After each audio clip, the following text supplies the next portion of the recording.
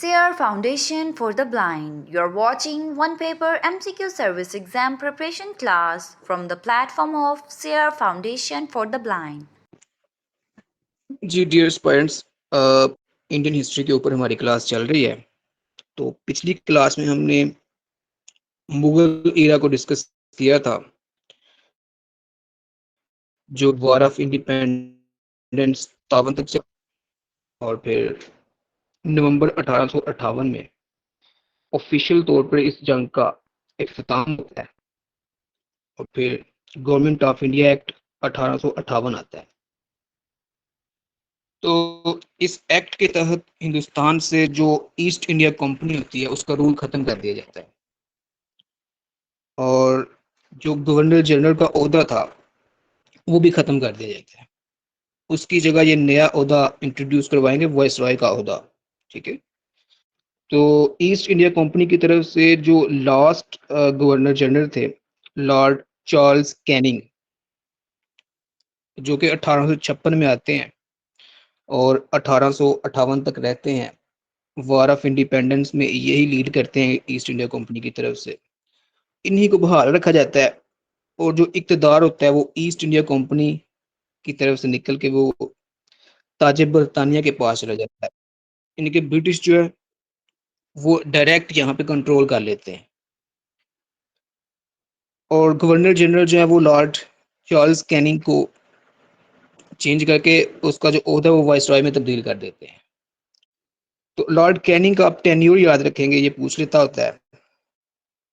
ये 1858 में वाइसरॉय बनते हैं, बरतानिया हिंदुस्तान के पहले वाइसरॉय, और 1862 तक ये चलेंगे। ठीक है।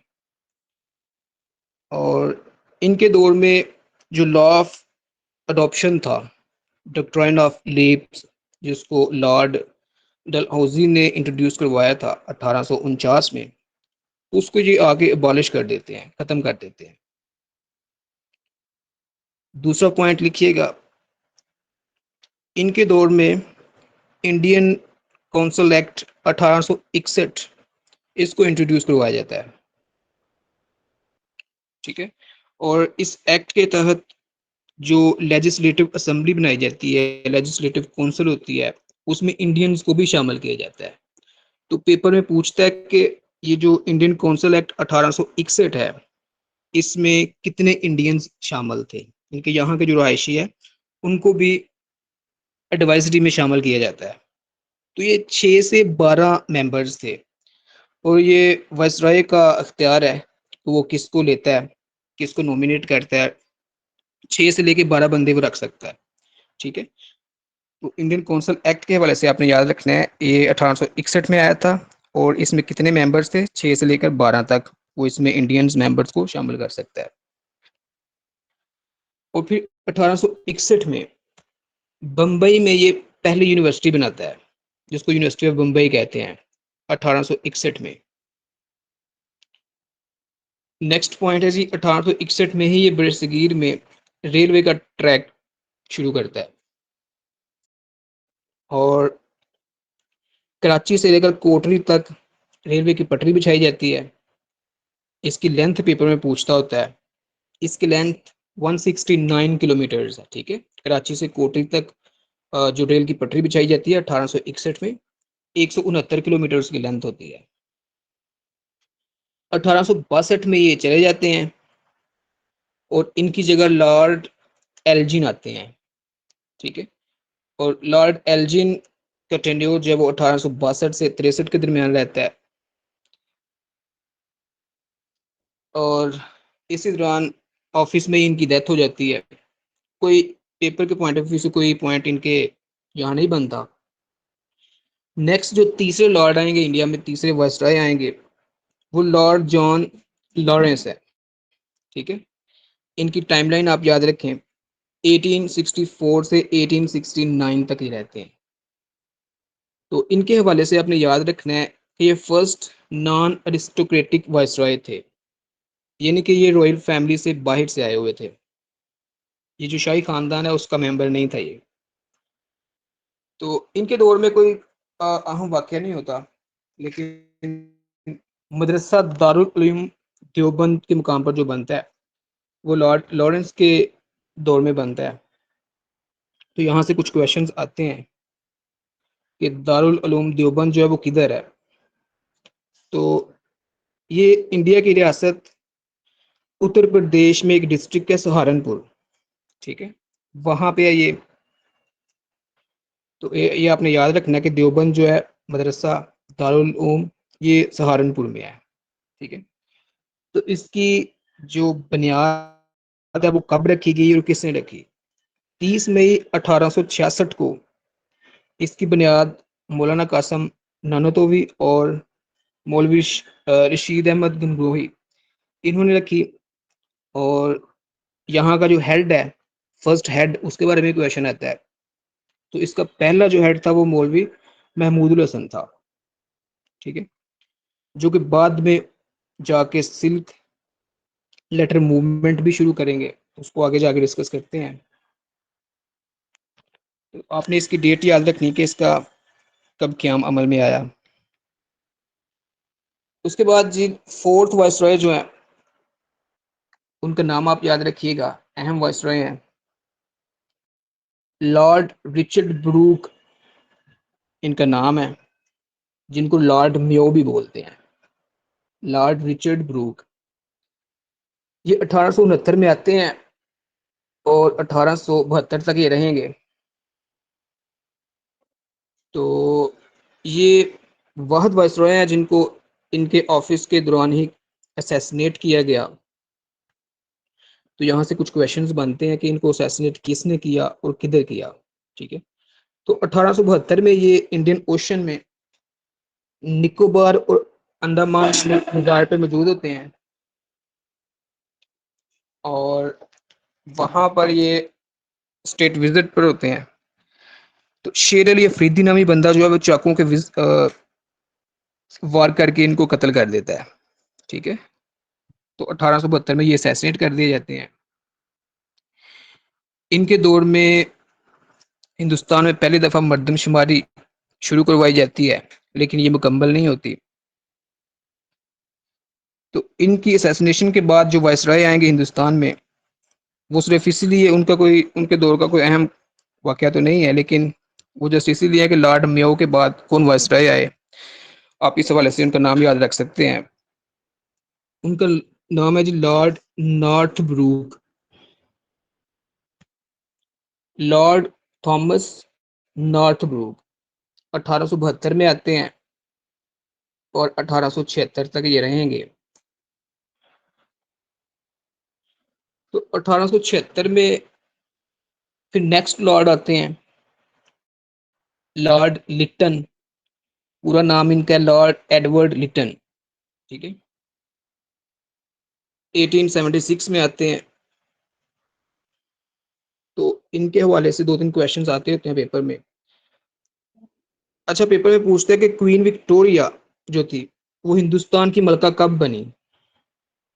तो वो 1876 में बनी थी, लॉर्ड लिटन के दौर में।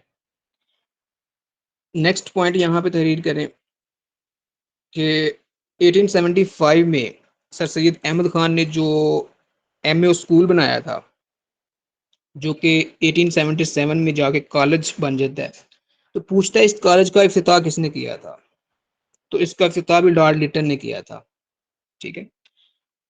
नेक्स्ट पॉइंट लिखें जी, इसके दौर में सिविल सर्विसेज में रिफॉर्म्स की जाती हैं और जो एज लिमिट उसको कम करके 19 साल कर दिया जाता है।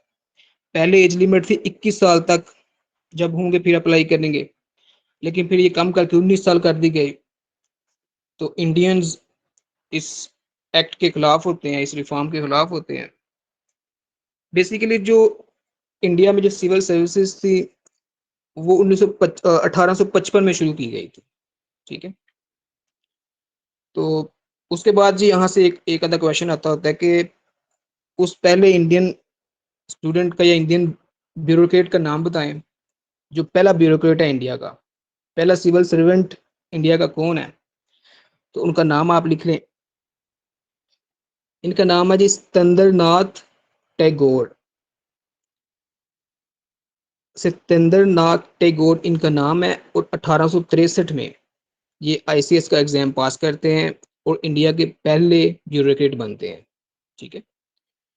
और सत्येंद्रनाथ टैगोर, आपने रविंद्रनाथ टैगोर का नाम सुना होगा, जिन्होंने 1913 में लिटरेचर में नोबेल प्राइज हासिल किया। ये उनके बड़े भाई थे। ठीक है। एक और पॉइंट यहीं पे तहरीर कर लें कि फिर पहले मुस्लिम ब्यूरोक्रेट कौन है इंडिया के? सैयद हसन बिलग्रामी। इन्होंने 1871 में आईसीएस पास किया था। तो ये पहले सिविल सर्वेंट बने थे मुस्लिम कम्युनिटी की तरफ से। अच्छा जी, लॉर्ड लिटन के दौर में ही वर्निकुलर प्रेस एक्ट आता है 1878 में। तो इस हवाले से पेपर में क्वेश्चन आता होता है।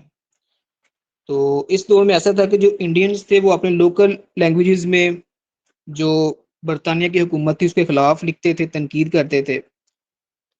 तो उनका जो फ्रीडम ऑफ एक्सप्रेशन था उसको दबाने के लिए ये एक्ट आता है 1878 में। इसकी डेट आप याद रखिएगा। तो लॉर्ड लिटन 1880 तक रहते हैं। उसके बाद नेक्स्ट लॉर्ड आते हैं जी, लॉर्ड रिपन। ठीक है। लॉर्ड रिपन का दौर भी अहम दौर है, इसको भी आपने याद रखना है।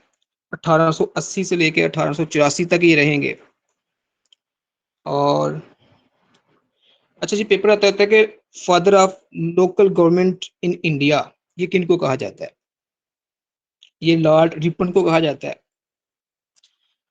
तो इन्होंने यहाँ पे जो ब्रिटिश रूल था इसको लिबरलाइज करने की कोशिश करते हैं, लोगों में घुल मिल जाते हैं और अवाम दोस्त पॉलिसियां बनाते हैं। जैसा कि ये इल्बर्ट बिल मंजूर करवाते हैं।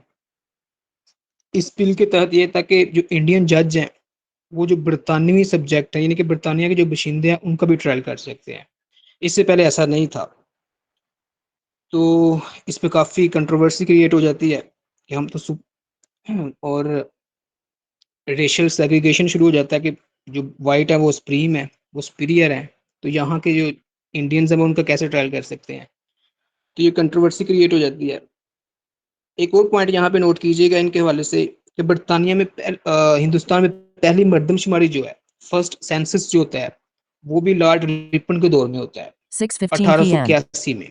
ठीक है, अपनी डेट भी याद रखनी है और लॉर्ड का नाम भी याद रखना है। ठीक है। और क्योंकि ये इसके जो इसकी पॉलिसीज थी वो वाम दोस्त थी, तो इसको पीपल्स वाइसरॉय भी कहते हैं। ठीक है, लोगों के मसाइल सुनता है, उनके जज्बात को समझता है और उनकी राय का भी एहतराम करता है। और जो लॉर्ड लिटन ने वर्निकुलर प्रेस एक्ट नाफज किया था 1878 में, ये आके उसको अबॉलिश कर देता है, खत्म कर देता है कि आप आज़ाद हैं, अपनी राय का इजहार कर सकते हैं। फिर 1881 में इसने फैक्ट्री एक्ट उसका ये नफाज करता है। उस फैक्ट्री एक्ट के मुताबिक ये था कि मजदूरों का भी ख्याल रखा जाए, ऐसा ना हो कि उनसे ज़्यादा काम लिया जा रहा और उनकी तनख्वाहें जो है वक्त पर दी जा रही हैं, नहीं जी दी जा रही, ये चेक करवाता है। 1884 में ये चले जाते हैं, तो इनकी जगह पे लॉर्ड डिफरन आ जाते हैं।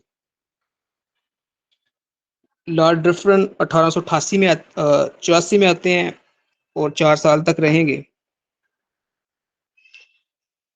तो इनके दौर का सबसे अहम वाक़या ये है कि इनके दौर में इंडियन नेशनल कांग्रेस जो है उसको बनाया जाता है। तो लॉर्ड डिफरन एक रिटायर्ड सिविल सर्वेंट मिस्टर एओ ह्यूम, अलान ऑक्टेवियन ह्यूम जो होते हैं, एक सिविल सर्वेंट होते हैं रिटायर्ड, उनके जिम्मे काम लगाता है कि यहाँ पे एक पॉलिटिकल पार्टी बनाई जाए। तो इसके नतीजे में इंडियन नेशनल कांग्रेस जो है वो वजूद में आती है। आपने डेट याद रखनी है, 28 दिसंबर 1885 को बम्बई में कांग्रेस की बुनियाद रखी जाती है। और फिर क्वेश्चन यहाँ से पूछता है कि कांग्रेस के पहले प्रेसिडेंट का नाम लिखें। क्या उसका पहले प्रेसिडेंट कौन थे? नाम उनका लिख लें, उमेश चंद्र बनेर जी। ये पहले कांग्रेस के पहले प्रेसिडेंट बनते हैं। तो अगले साल इनके प्रेसिडेंट दादा भाई नेरोजी होते हैं, जिनको grand old man of India भी कहते हैं। अच्छा, यहाँ से एक और क्वेश्चन आता है कि कांग्रेस के फर्स्ट मुस्लिम प्रेसिडेंट का नाम बताएं। तो ये बदरुद्दीन तैयब जी थे, जो कि 1887 में कांग्रेस के प्रेसिडेंट बनते हैं। फिर एक और क्वेश्चन भी उसने पूछा हुआ है कि कांग्रेस के पहले नॉन इंडियन प्रेसिडेंट का नाम बताएं। ठीक है, इंडिया से बाहर का जो कोई बंदा है, आउटसाइड ऑफ इंडिया, उसका नाम बताएं वो कौन है। तो ये जी जॉर्ज यूल हैं, जो कि एक स्कॉटिश बिजनेसमैन थे। 1888 में ये यहाँ प्रेसिडेंट बनते हैं। इसका पहले सेक्रेटरी जनरल का नाम भी उसने पूछा हुआ है, मिस्टर एओ ह्यूम पहला सेक्रेटरी जनरल होता है कांग्रेस का। यहाँ से एक और क्वेश्चन भी आया हुआ है कि first female president of Congress कौन थी। तो नाम उसका लिख लें, जन्नत। ये पहली फीमेल प्रेसिडेंट थी और 1917 में ही आती है कलकत्ता के सेशन में। और फिर 1888 में लॉर्ड डफरिन चले जाते हैं, तो उनकी जगह लॉर्ड लैंसडाउन आ जाते हैं। लॉर्ड हेनरी चार्ल्स लैंसडाउन 1888 में आते हैं और 1894 तक रहते हैं। तो इनके दौर के दो अहम वाकयात होते हैं। एक तो इंडियन कौंसल एक्ट आता है 1892 वाला। तो इसमें जो 1861 वाला एक्ट था, जिस जहां जो नुमाइंदे थे लेजिस्लेटिव असेंबली के, जिनकी तादाद 12 थी, 6 से 12, यहाँ बढ़ाकर 16 कर दी गई। तो पूछता है कि कितनी तादाद बढ़ाई गई। 12 से 16 कर दी गई इंडियन कौंसल एक्ट 1892 में। और इस एक्ट के तहत पहली दफा जो हिंदुस्तानी थे यहाँ के लोकल, उनको पार्लियामेंट में बैठने की इजाजत दे दी जाती है, मगर वो क्वेश्चन नहीं कर सकते अभी। ठीक है, तो ये डेमोक्रेसी की तरफ पहला स्टेप था जो लॉर्ड लैंसडाउन के दौर में उठाया जाता है।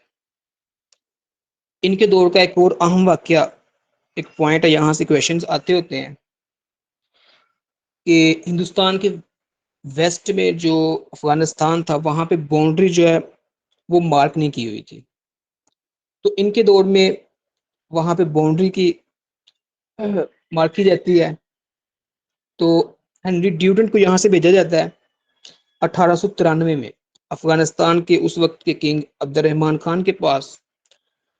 तो ये उनके पास जाकर डील करते हैं, नेगोशिएशन करते हैं, और फिर सूबा सरहद की अफगानिस्तान के साथ जो बाउंड्री है उसको डिफाइन कर दिया जाता है।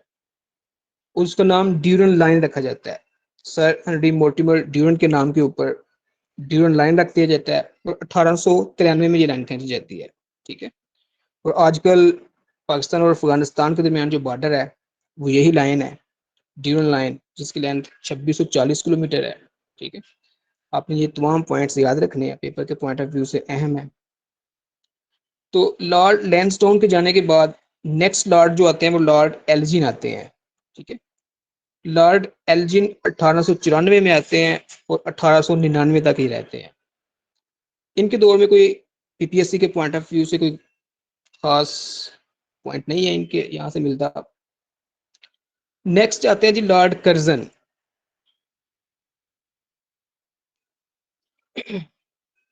लॉर्ड जॉर्ज कर्जन ये 1899 में आते हैं और 1905 तक रहेंगे। ठीक है, तो इनके दौर के अहम जो पॉइंट्स बनते हैं आप उनको नोट कर लें। लॉर्ड कर्जन का ये नारा था कि डिवाइड एंड रूल, कि हिंदुस्तानियों को डिवाइड करो और उनके ऊपर हुक्मरानी करो। तो ये आते हैं और सुबह 1901 में सुबह पंजाब के 5 अजला को साथ मिलाकर, और जो सरहदी इलाके में जो कबायली इलाके होते हैं उनको मिला के 1901 में NWFP के नाम से ये एक नया सूबा बना देते हैं। ठीक है, तो पूछता है कि सूबा सरहद या आजकल का जो KPK है, इसको सूबे का स्टेटस कब मिला। तो ये लॉर्ड कर्सन के दौर में 1901 में मिला था। ठीक है, तो इनके दौर में एक और बड़ा अहम इवेंट होता है, पार्टीशन ऑफ बंगाल। ठीक है, वो भी लॉर्ड कर्जन के दौर में होती है। तो बंगाल चूंकि एक बड़ा सूबा था और एडमिनिस्ट्रेटर, यहाँ पे एडमिनिस्ट्रेशन में काफ़ी प्रॉब्लम्स थी, तो इसी वजह से इसको डिवाइड कर दिया जाता है। पेपर में ये पूछा गया है कि बंगाल को क्यों तकसीम किया गया, तो ये यहाँ की एडमिनिस्ट्रेटिव रीजंस थे जिसकी वजह से इसको तकसीम किया जाता है, दो हिस्सों में तकसीम कर दिया जाता है, एक वेस्ट बंगाल और दूसरा ईस्ट बंगाल। ठीक है, तो ईस्ट में बंगाल और असम के इलाकों को मिलाकर एक अलहदा से सूबा बना दिया जाता है जिसको ईस्ट बंगाल का नाम दिया जाता है, और ये मुस्लिम मेजोरिटी एरिया था।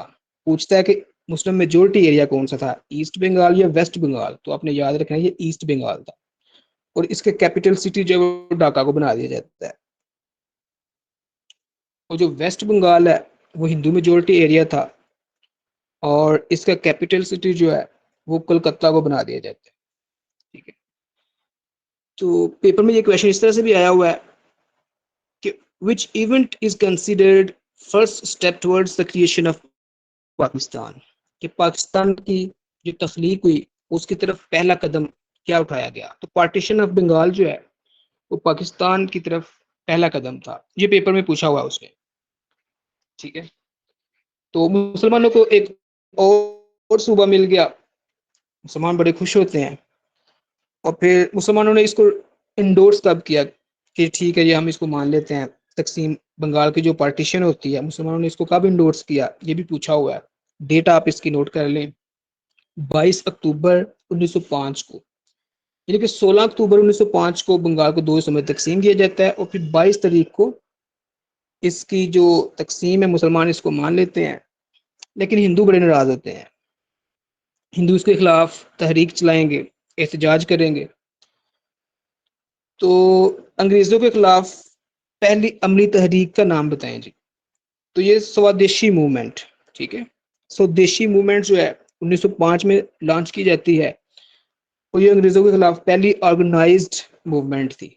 ठीक है, इसका मतलब ये था कि जो ब्रिटिश गुड्स हैं, बरतानिया वालों की जो चीजें हैं उनका बाइकाट किया जाए। फिर 1904 में लॉर्ड कर्जन साहब जो है वो, जो चाइना के पास इलाका है तिब्बत, यहाँ पे रशियन कंट्रोल था, रशियन इन्फ्लुएंस था, तो ये उसको चेक करने के लिए भी एक यहाँ से एक कर्नल फ्रांसिस को भेजेंगे, तो जाके वो चेक करते हैं। फिर ट्रीटी ऑफ लासा साइन करते हैं 1904 में। लासा जो है वो तिब्बत का कैपिटल है। पेपर में आता होता है फॉरबिडन सिटी कौन सी है जी, तो फॉरबिडन सिटी लासा को भी बोलते हैं, जो कि तिब्बत का कैपिटल है, और आजकल तिब्बत के ऊपर चाइना का कंट्रोल है। तिब्बत का इलाका इंडिया के नॉर्थ में है।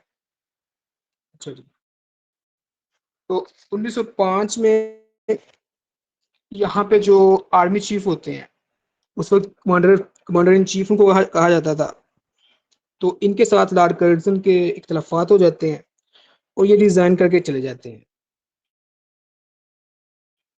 तो जब ये चले जाते हैं तो इनकी जगह पे फिर लॉर्ड मिंटो आते हैं, लॉर्ड गिलबर्ट मिंटो। ये 1905 में आते हैं और 1910 तक रहेंगे। ठीक है, तो इनके दौर के अहम वाकयात जो हैं उनमें एक तो मुस्लिम लीग का क्याम अमल में आता है, और दूसरा मिंटो मॉर्ले रिफॉर्म्स होंगी। ठीक है, तो होता यूं है कि 1 अक्टूबर 1906 में 35 मुसलमान लीडर होते हैं, जो कि सुल्तान मोहम्मद शाह, जिनको आगा खान सोम भी कहते हैं, उनकी क़यादत में शिमला में वायसराय से मिलते हैं। तो ये मुलाकात जो है वो अलीगढ़ कॉलेज के उस वक्त के प्रिंसिपल मिस्टर आर्चबोल्ट वो करवाते हैं। तो जब ये शिमला में मिंटो साहब से मिलते हैं तो मिंटो साहब करते हैं, ये वफद बहुत खुश होता है। तो लॉर्ड मिंटो साहब ने सलगार मुंह में लगाया होता है, तो इनकी रुदाद सुनते हैं। आगा खान साहब ने एक लंबी सी लिस्ट बनाई होती है कि हमें और सूबे चाहिए अलग से जहाँ मुसलमानों की आबादी ज़्यादा है, हमें यूनिवर्सिटीज़ चाहिए। ठीक है, अलग से रिप्रेजेंटेशन हमें चाहिए। तो लॉर्ड मंटो इनकी सारी बातें सुनते हैं और फिर मुस्कुराते हैं और पूछते हैं कि भाई आप कौन है। तो आगा खान के नुमाइंदे हैं। तो पूछते हैं भाई अगर आप मुसलमानों के नुमाइंदे हैं तो इनका सिग्नेचर कहाँ है, मैं आपको कैसे मानूँ कि आप मुसलमानों के रिप्रेजेंट कर रहे हैं। फिर इनको वो कहते हैं कि आप वापस जाएं और जाकर एक तंजीम बनाएं और अपने मुतालबात लिख कर जो लोग आपके साथ हैं उनके दस्तखत करवा के लेके आएं। तो फिर आपकी बात, तो इसके बाद 30 दिसंबर 1906 में मोहम्मदन एजुकेशनल कॉन्फ्रेंस जो कि सर सैयद अहमद खान ने बनाई थी, उसका 20वां इजलास हो रहा होता है ढाका में, नवाब सलीमुल्लाह खान ऑफ ढाका के घर एहसन मंजल में हो रहा होता है। तो ये 35 मुसलमान जो शिमला डेपुटेशन में लॉर्ड मंटो से मिलते हैं, ये भी उधर मौजूद होते हैं। तो वहां ये फिर एक का क्याम अमल में लेकर आते हैं, और जो मोहम्मदन एजुकेशनल कॉन्फ्रेंस थी उसी का नाम चेंज करके ऑल इंडिया मुस्लिम लीग रख दिया जाता है। ठीक है, तो ये नाम जो है वो नवाब सलीमुल्लाह खान ऑफ ढाका ने तजवीज़ किया। ठीक है, ये जितने पॉइंट्स मैं बता रहा हूँ ये सारे पेपर में पूछे गए हुए। ठीक है, आपने ये पॉइंट मिस नहीं करने। कौन सी डेट में हुआ, ये 30 दिसंबर में हुआ। ठीक है, मुस्लिम लीग का क्याम अमल में आता है।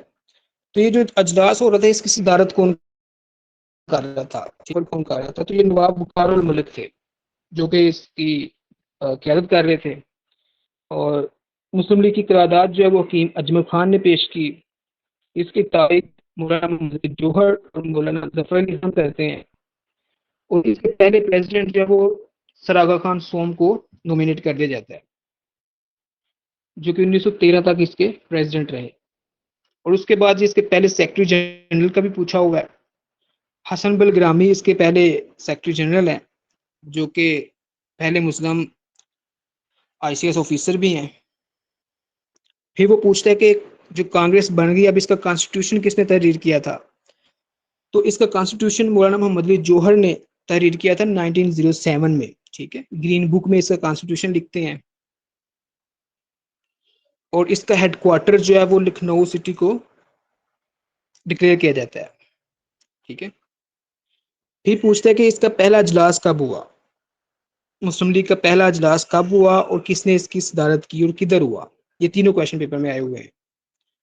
तो मुस्लिम लीग का पहला इजलास 30 दिसंबर 1907 में होता है कराची शहर में, और इसकी सदारत जो है वो सर आदम जी पीर भाई करते हैं। ठीक है, 6:30 p.m. और नेक्स्ट कुछ क्वेश्चन है जी। अच्छा, नेक्स्ट है जी, पूछा जाता है पेपर में कि कायदे आजम जो है मोहम्मद अली जिन्ना, इन्होंने कांग्रेस कब ज्वाइन की। ठीक है, तो कायदे आजम ने 1906 में कांग्रेस का 20वां इजलास हो रहा होता है कलकत्ता में। ठीक है, तो वहां गोपाल कृष्णा गोखेल उसके कहने पर ये कांग्रेस में शमूलियत अख्तियार करते हैं। और फिर नेक्स्ट क्वेश्चन आता है कि कायदे आजम ने मुस्लिम लीग को कब ज्वाइन किया। तो कायदे आजम लंदन में मौजूद थे, तो वहाँ इसको मौलाना मोहम्मद अली जौहर जो हैं वो कन्विंस करते हैं। तो उनके कहने पर वापस आकर 10 अक्टूबर 1913 में कायदे आजम मुस्लिम लीग में शमूलियत अख्तियार करते हैं। ठीक है, नेक्स्ट एक पर्सनैलिटी है जी सैयद अमीर अली। ठीक है, यहाँ से कुछ क्वेश्चंस आते हैं, आप नोट कर लें। सैयद अमीर अली के बारे में कि ये कोलकाता के रहने वाले थे, वहाँ की हाई कोर्ट के ये जज थे, और ये पहले इंडियन है जो ब्रिटानिया की ब्रिटिश जुडिशल कमेटी के ये मेंबर बनते हैं। ठीक है, फर्स्ट इंडियन मेंबर होते हैं ब्रिटिश जुडिशल कमेटी के। 1908 में लंदन में मुस्लिम लीग की ब्रांच बनाते हैं। ठीक है, इन्होंने एक एसोसिएशन बनाई थी नेशनल मोहम्मदन एसोसिएशन के नाम से 1877 में। ये पेपर में पूछा हुआ है, दोनों क्वेश्चन पूछे हुए हैं कि नेशनल मोहम्मदन एसोसिएशन किसने बनाई थी, सैयद अमीर अली ने, कब बनाई थी, 1877 में। ठीक है, इनकी एक बुक भी है बड़ी मशहूर, द स्पिरिट ऑफ इस्लाम के नाम से। और या ये कुछ क्वेश्चंस हैं जो इनके हवाले से आते हैं। उसके बाद जो मुस्लिम लीग थी वो लॉर्ड मंटो के ऊपर प्रेशर बिल्ड करना शुरू करती है कि हमारे लिए सेपरेट इलेक्टोरेट होने चाहिए, जुदा करना इंतखाबात होने चाहिए। तो उनकी ये बात मान ली जाती है। इस सिलसिले में मिंटो मॉल रिफॉर्म्स होती हैं 1909 में। ठीक है। मिंटो मार्ले रिफॉर्म्स जो हैं ये 1909 में होती हैं, और इन रिफॉर्म्स में जो यहाँ की लेजिस्लेटिव असेंबली है जिसकी तादाद इंडियन काउंसिल एक्ट 1992 के मुताबिक 16 थी, बढ़ाकर 60 कर दी जाती है। ठीक है, जो 16 बंदे थे उनको 60 में तब्दील कर दिया जाता है 1909 में लॉर्ड मिंटो के दौर में। तो इसमें जो मुसलमानों को जुदा करना सीटें मिलती हैं वो मुस्लिम लीग को नहीं मिलती, क्योंकि मुस्लिम लीग उस वक्त मुसलमानों की वाहिद नुमाइंदा जमात नहीं थी, तो ये मुसलमानों को सीटें मिलती हैं। तो इन्हीं सीटों में कांग्रेस की तरफ से कायद अज़म मोहम्मद अली जिन्ना जो हैं वो लेजिस्लेटिव असेंबली के मेंबर मुंतखब होते हैं 1909 में। ठीक है, तो मिंटो मार्ले रिफॉर्म्स जो है, मिंटो यहाँ का वाइसरॉय था इंडिया का, और जो जॉन मार्ले था वो secretary of state for India था ब्रिटेन पार्लियामेंट में। ठीक है, वहाँ की जो पार्लियामेंट थी उसमें secretary of state for India था कि यहाँ के मामला को उधर ब्रीफ किया करता था। तो ये 1909 में आती हैं, आपने ये डेट याद रखनी है। उसके बाद जी लॉर्ड मिंटो जो है 1910 में चले जाते हैं, तो उसके बाद लॉर्ड हार्डिनिंग आते हैं। ठीक है, लॉर्ड हार्डिनिंग जो है इनका टेन्योर 1910 से लेकर 1916 है। तो इनके टेन्योर का वाहद जो एक बड़ा इवेंट होता है, एक बड़ा इंसिडेंट होता है, वो जो पार्टीशन ऑफ बंगाल होती है उसको वापस कर लिया जाता है, तो उसकी तनसीफ हो जाती है जिसको एनवेलमेंट ऑफ बंगाल कहते हैं। ये 1911 में की जाती है, और इनके दौर में ही जॉर्ज फाइव जो कि वाहद किंग होते हैं बरतानिया के, जो इंडिया का दौरा करते हैं इन साढ़े 90 सालों में। होता ये हुआ कि 1911 में जो किंग एडवर्ड थे, किंग एडवर्ड सेवन बरतानिया के मुनार्क थे, उनकी डेथ हो जाती है, और उनके क्राउन प्रिंस जो थे जॉर्ज फाइव वो यहाँ थाईलैंड में आए होते हैं सफेद हाथी का शिकार करने। तो इस दौरान जब बादशाह की डेथ हो जाती है तो इनकी जो ताजपोशी है वो यहीं होगी हिंदुस्तान में जॉर्ज फाइव की। ठीक है, तो हिंदुस्तान का कैपिटल इस वक्त कलकत्ता है, और कलकत्ता जो है वो वेस्ट बंगाल में है। वो बंगाल की चूंकि अब पार्टीशन हुई हुई है अभी, तो वहां पे हिंदू जो है वो काफी उन्होंने शोर मचाया हुआ है।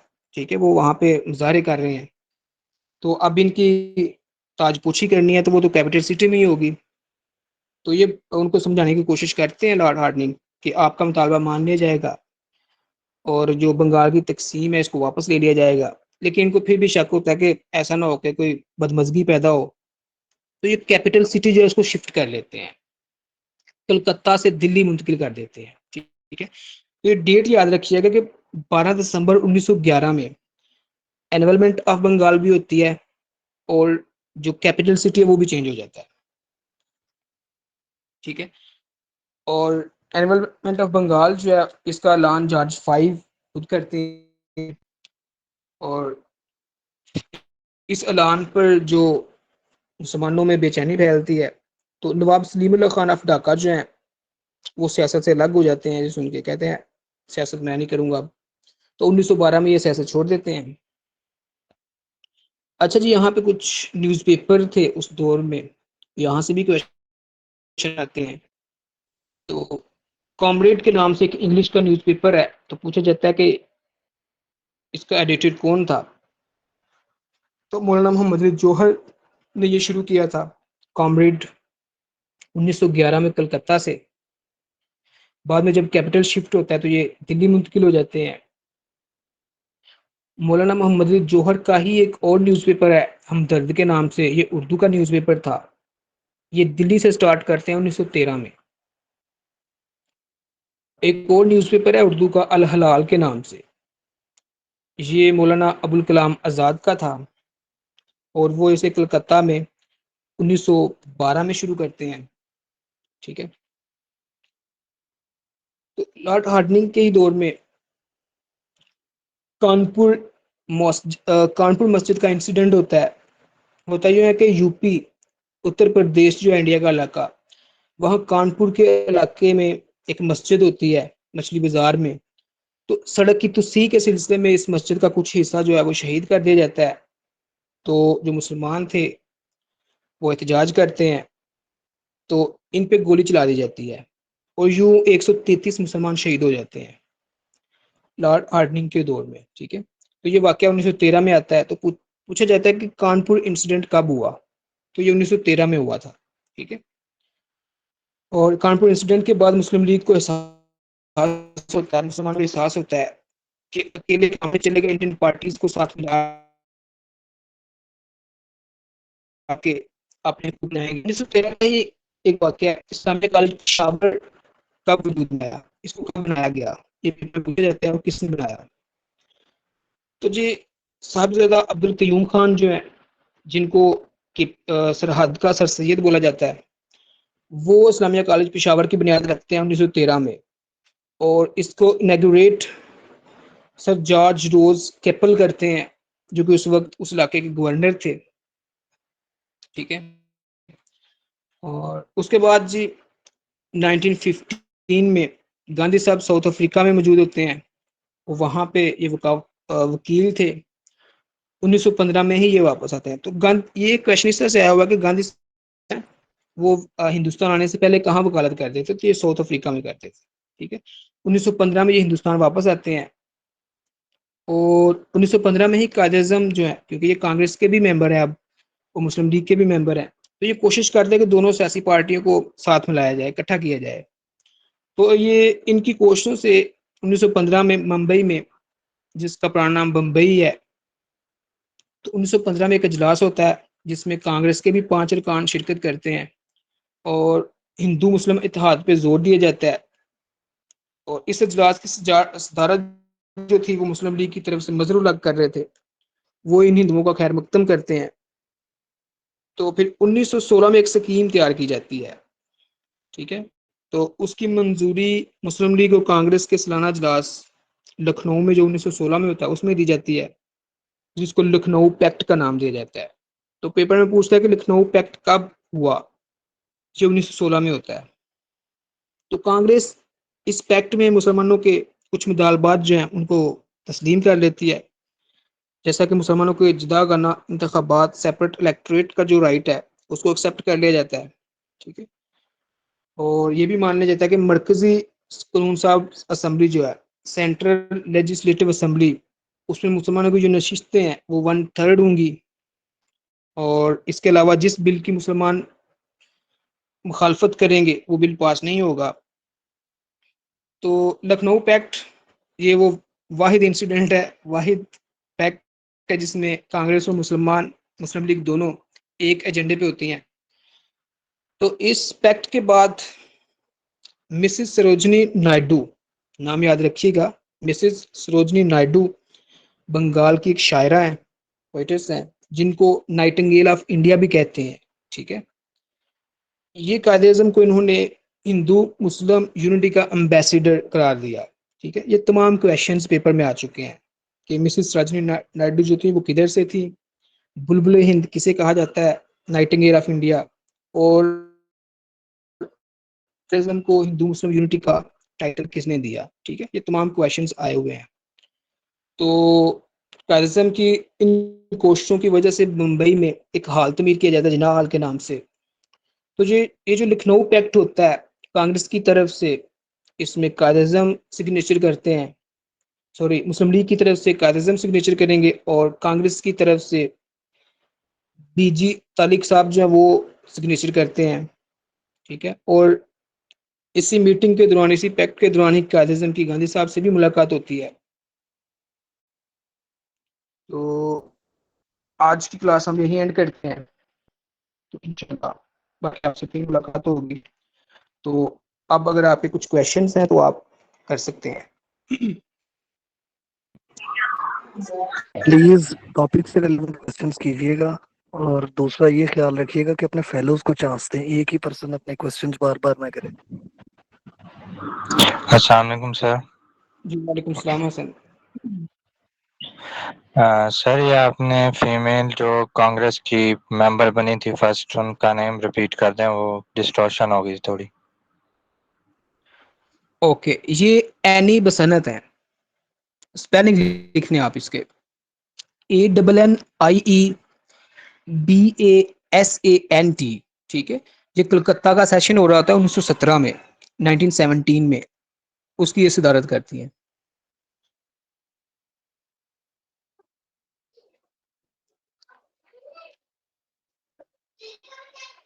अस्सलाम वालेकुम।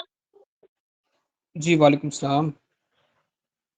सर मौलाना मोहम्मद अली जौहर के जो न्यूज़पेपर है ना, उनके नेम दोबारा रिपीट कर दें। जी, इनका जो इंग्लिश का न्यूज़पेपर था उसका नाम है कॉमरेड। ये 1911 में कलकत्ता से स्टार्ट करते हैं। और उर्दू का न्यूज़पेपर जो है वो है हमदर्द। ये न्यू दिल्ली से 1913 में स्टार्ट करते हैं।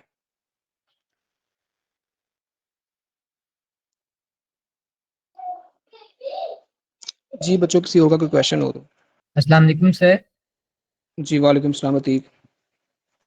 अच्छा सर, एक तो ये है, एक पॉइंट मैं ज़रूर ऐड करना चाहूँगा आज के लेक्चर के हवाले से। लास्ट टाइम मैंने पेपर अटेम्प्ट किया था, तो जी एक जी क्वेश्चन आया हुआ था कांग्रेस के हवाले से कि इसका फॉर्मेटिव जो फेज है वो कब से कब तक कंसीडर किया जाता है। तो वो मेरा ख्याल है सबको पता होना चाहिए, 1885 से 1905 तक इसको कंसीडर किया जाता है। ठीक है।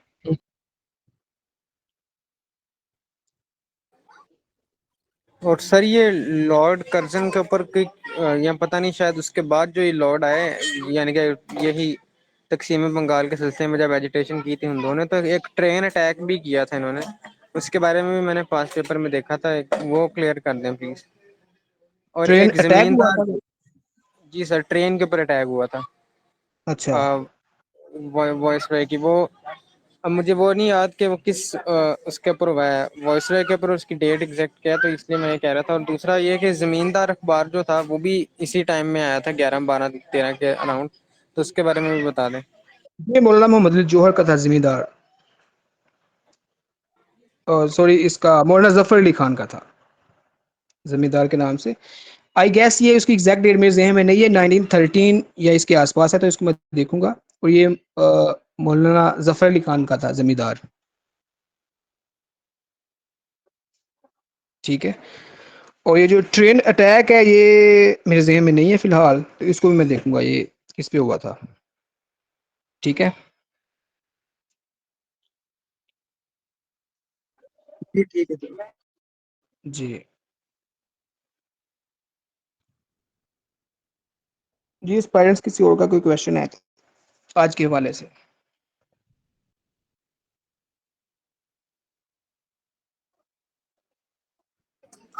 1892 के काउंसिल एक्ट के दौरान कौन था वायसरॉय, ये भी प्लीज बता दीजिएगा। कौन से? आपकी आवाज कट रही है। 1892।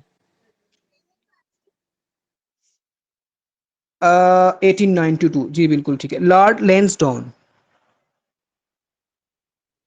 स्पेलिंग बताइएगा प्लीज।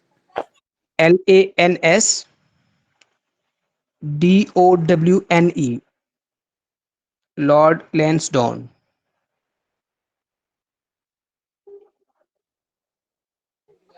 लैंडस्टोन है ना, LAN। जी जी, लेंसडाउन, LANSDOWNE। ओके।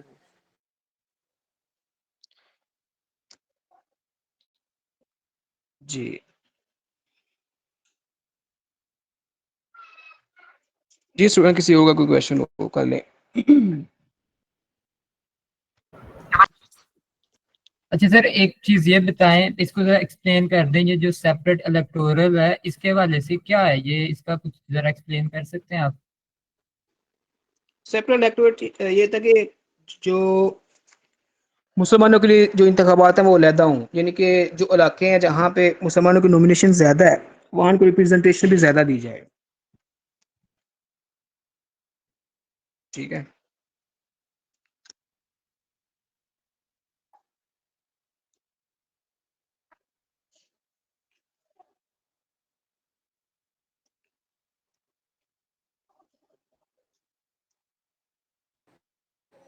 जी बच्चों, किसी का और कोई क्वेश्चन हो?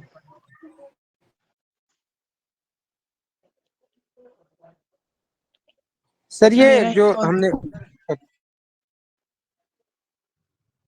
जी हसन, आप कुछ पूछ रहे हैं? अच्छा, जिसमें क्वेश्चन करना है ना वो पहले रेज हैंड कर लिया करे, फिर सर आपका नाम ले लिया करेंगे।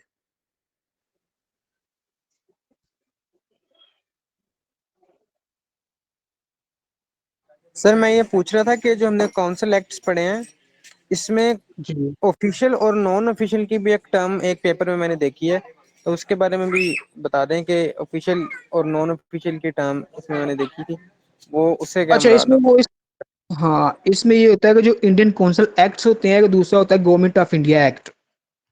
ठीक है, तो जो ऑफिशियल होता है वहां से बरतानिया से आता है, वो गवर्नमेंट ऑफ इंडिया एक्ट होता है। ठीक है, इसमें मेजर जो चीजें उनको डिस्कस किया जाता है, वो कॉन्स्टिट्यूशनल रीडिजाइन करना हो तो जो इंडियन कौंसल एक्ट्स हैं वो यहीं पे इनकी लेजिस्लेशन की जाती है। कुछ छोटे छोटे वाकयात हों, तो छोटी मोटी अमेंडमेंट करनी हो तो ठीक है, इनमें बुनियादी ज्यादा फर्क नहीं है। ये एक मेजर है, वो जो पीछे बरतानिया से आता है, दूसरी जो है उसकी लेजिस्लेशन इधर ही होती है। ठीक है, सर हमने ये जो दो पढ़े हैं 61 और 92, ये काउंसिल एक्ट यानी कि काउंसिल एक्ट्स हैं या गवर्नमेंट एक्ट्स हैं? और ये गवर्नमेंट कौंसल एक्ट फिर एक्ट है। बता दें कौन? ये कौन वो बेटे साथ साथ जब आएंगे वो बताऊंगा ना। ये जो गवर्नमेंट ऑफ इंडिया एक्ट है, या उसके बाद हम इसको पढ़ेंगे बाद में, 1935 में आता है। इसके अलावा 1919 में एक आएगा।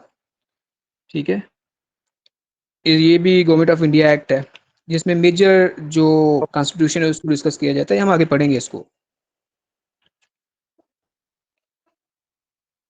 जी बच्चों, किसी और का कोई क्वेश्चन हो? सर मेरा सवाल था पहला, तो जी बात, क्या क्वेश्चन है? आवाज आ रही है सर? जी जवाब, आपकी बात आ रही है। सर आज का जो सा सब कॉन्टिनेंट है, यानी कि जो सा मुगल दौर का सब कॉन्टिनेंट, और आज के जितने ममालिक हैं सर, ये कुल कितने ममालिक आते हैं? पहले तो ये बताएं ना, 2 है, 3 है, 7 है, 5 है, 6, कितने हैं ये? मैं आपका क्वेश्चन नहीं ले पाया। आप क्या पूछ क्या रहे हैं कि ये सब कॉन्टिनेंट है ओवरऑल, इसमें कितने कंट्रीज आते हैं, आप ये पूछ रहे हैं? आज के आज की कंट्रीज बेटे, यहाँ पे इंडिया है, पाकिस्तान है, बांग्लादेश है, श्रीलंका है, म्यांमार भी एक दौर में सब कॉन्टिनेंट का पार्ट रहा है। ठीक है, तो ये काउंट कर ले कितने बनते हैं। Pakistan, India, Sri Lanka, Bangladesh, Myanmar. हाँ यही है, 5 बनते हैं आई गेस। ये कहीं से क्वेश्चन आपने देखा है इसका? कोई तरह से क्वेश्चन आया हुआ था कोई? सर ये है कि ये जो सा रंगून, ये जो सा शहर या है, वैसे पूछ रहे हैं? हम्म। सर ये जो रंगून शहर है जहाँ ये बहादुर शाह जफर हम्म। जहाँ कब्र है इसकी, तो हम्म। ये पहले सब कॉन्टिनेंट में ही आता था ये? ये मुगलों की उस यहाँ पे वक्त सब हुकूमत कॉन्टिनेंट रही है क्या इस पूरे नहीं मुल्क नहीं, में जो जा? मैं बताता हूँ सब कॉन्टिनेंट के मुझे क्या ऊपर। जवाब, एक मिनट मैं बताता हूँ। म्यांमार के ऊपर ना इनकी, क्योंकि ये थोड़ा जनरल क्वेश्चन है, मैं चलो जल्दी जल्दी इसको कर देता हूँ। म्यांमार के ऊपर ना 1890s में जाके इनका कब्जा होता है अंग्रेजों का। ठीक है, तो ये 1937 तक रहेगा। ठीक है, तो ये जो बहादुर शाह जफर जब भेजा था ना इसको 1858 में, तब ये इनका पार्ट नहीं था, तो ये उसका कैपिटल था उस दौर में, म्यांमार का, रंगून। ठीक है,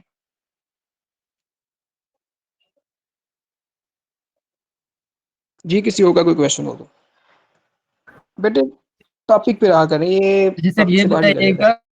बताइएगा कि कलकत्ता कैपिटल इसका जो अंग्रेज टाइम है इस दौरान यही रहा था कि चेंज भी हुआ था बाद में?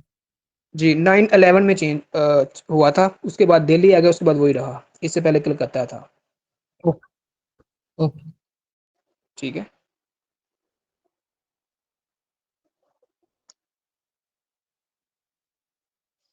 मुगल दो सर इसमें मैंने अंग्रेज तो दौर यहाँ इससे रिलेटेड में। एक बात पूछनी थी सर मैंने। जी जवाब। सर ये जो सा ध्रुव राठी है ना, इसकी मैंने वीडियोस में देखा हुआ है, ये जो से तब की अदालतें थी और ये जो से पार्लियामेंट वगैरह थी, ये तो तब मुंबई में नहीं था क्या? क्या? ये अदालतें वगैरह, ये जो पार्लियामेंट थी तब, जो भी कोई भी कानून पास होना होता था, तो ये मुंबई में नहीं थी तब होती ये सारी अदालतें? अदालतें मुंबई में बेटे, अदालतें हर सिटी में होती हैं, मेजर सिटी में होती हैं। आप देखें लाहौर में भी अदालतें होती हैं और कराची में भी हैं, नहीं नहीं, कि जो कोयटा बड़ी में भी है, सुप्रीम पेशावर में कोर्ट भी है। जिस तरह आज हाँ, की एपिक्स सुप्रीम कोर्ट कोर्ट है। हाँ हाँ, एपिक्स कोर्ट की आप बात कर रहे हैं, तो वो ज़ाहिर जहाँ पे क्राउन बैठेगा, जहाँ पे वाइसराय बैठेगा वहीं होगा ना। तो वो वाइसराय डेफिनेटली वो कैपिटल में बैठता था, तो वो कैपिटल में ही होगी। जब कलकत्ता था तब कलकत्ता में होगी, जब न्यू दिल्ली था तब न्यू दिल्ली में होगी। हम्म। सर ठीक एक है, बात और, आपने आपने बताया लॉर्ड कैनिंग जो सा था ना, ये पहला है वाइसराय इधर का। ठीक है। हम्म। तो सर ये सारे जितने भी लॉर्ड्स आए हैं, ये सारे फौजी जर्नैल थे या इससे हटके भी था कोई, मतलब सिविलियन भी था? सिविलियन भी थे, हटके भी थे, लेकिन क्योंकि जंगो जदल का दौर था, मिलिट्री की जो ट्रेनिंग है वो सब की शामिल होती थी उनकी ट्रेनिंग के अंदर, कि मिलिट्री की भी ट्रेनिंग लेनी है उन्होंने। ठीक है, तो बाकायदा जो आर्मी के चीफ लगा लें या जनरल लगा लें, वो भी आगे आएंगे। लॉर्ड वेवल जो था वो यहाँ का इंडिया का ही आर्मी चीफ था, ठीक है, उससे जी जी। पहले। सलामकुम सर। जी वालेकुम सलाम। सर जी, ये एक लॉर्ड मैकाले जो थे, इनका दौर कब से था, और दूसरा ये टोटल सर ये कितने थे ठीक है, लॉर्ड वाइसराय, में काले वो बेटे बताइए। यहाँ पे वाइसरॉय नहीं थे ये। हाँ मैं बताता हूँ, लॉर्ड में काले वाइसरॉय नहीं थे ये। 1834 में यहाँ आए थे बरतानिया में। ठीक है, तो इन्होंने यहाँ पे एजुकेशन के ऊपर थोड़ा सा काम किया था। मिकॉले मिंट के नाम से आपने सुना होगा। सर ठीक है, मिकॉले मिनट, ये 2 फरवरी 1835 को ये देते हैं, जिसके तहत ये कहेंगे कि यहाँ की जो ऑफिशियल लैंग्वेज है वो अरेबिक सॉरी इंग्लिश होनी चाहिए, और जो तलीमी निज़ाम है वो भी जिस तरह से हमारा ब्रिटिश में है उसी तरह से होना चाहिए। ठीक है, तो मिकॉले जो है वो पहले आते हैं। बड़ा ज़हीनोफतीन बंदा था ये। कहते हैं कि पैराडाइज लॉस्ट की जो 12 बुक्स हैं, इसको सारी की सारी ज़ुबानी आती थी। जो जॉन मिल्टन ने लिखा हुआ है ना पैराडाइज लॉस्ट, उसकी सारी बुक्स इसको ज़ुबानी आती थी। इतना ये ज़हन रखता था बंदा। तो इसके हवाले से ये क्वेश्चन बन सकता है कि ये हिंदुस्तान में कब आए, और मिकॉले मिनट के हवाले से क्वेश्चन बन सकता है। तो ये 1835 को है। और ये जो यहाँ पे टोटल लॉर्ड्स आते हैं, ये 20 लॉर्ड्स हैं। जो 1858 से लेके 1947 तक है, ये 20 लॉर्ड्स हैं। ठीक है, लॉर्ड कैनिंग से लेके लॉर्ड माउंटबेटन तक।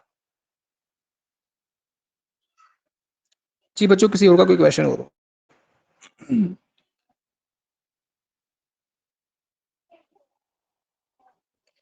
मैंने जितने पॉइंट्स लिखवाए हैं ये आपने इनको मिस नहीं करना। ये तमाम जितने क्वेश्चंस आ चुके हैं या बन सकते हैं क्वेश्चंस, ये सारे अहम पॉइंट्स हैं जो लिखवाए गए हैं यहाँ पे। Thanks for watching. Sierra Foundation is committed to find employment and entrepreneurship opportunities through research and skill development for the people with blindness. For more details, visit our website blindseer.org. blindseer.org. Email us at contact@blindseer.org. WhatsApp us at 037053078085.